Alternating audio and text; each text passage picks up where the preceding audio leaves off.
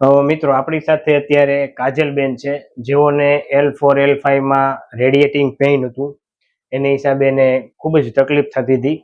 તો કાજલબેનને પૂછીએ કે એને કેવી તકલીફ થતી હતી. કાજલબેન, આપ ક્યાંથી આવો છો? ઈચ્છ્યાથી. આપને શું તકલીફ હતી? કમરનો દુખાવો થતો અને બે પગ બહુ જ દુખતા હતા અને બેસી નતું શકાતું, ચલાતું નથી, ઊભું નતું રહેવાતું.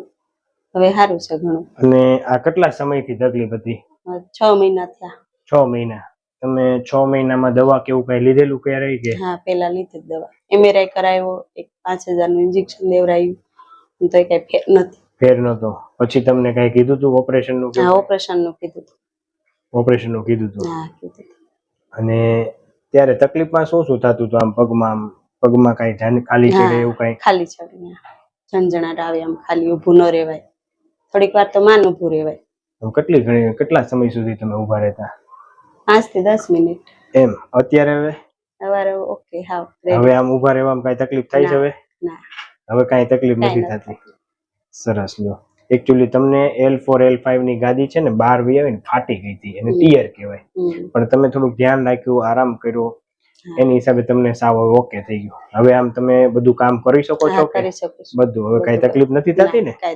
સરસ. તો કાજલબેન, આ વિડીયો YouTube માં મૂકી શકીએ?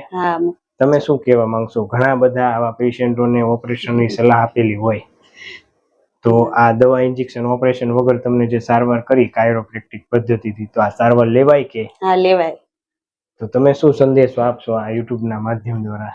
આવા પેશન્ટ છે એને એ લોકોને કહેવાનું કે જે કોઈને તકલીફ થાય છે, એકવાર ચોક્કસ મુલાકાત લે અને જરૂર ને જરૂર આવે.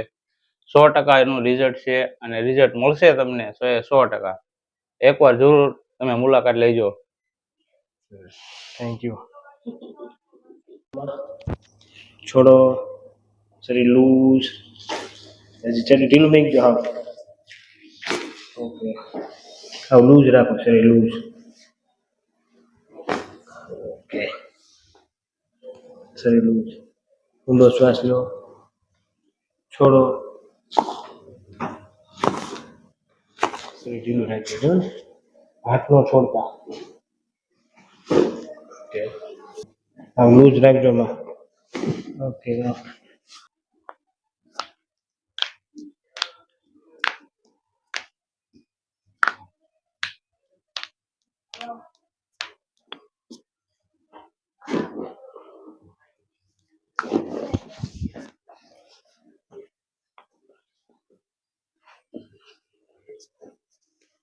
ઊંડો શ્વાસ લો, છોડો.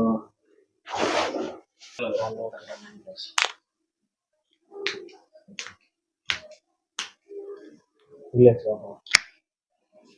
રિલેક્સ થાઓ.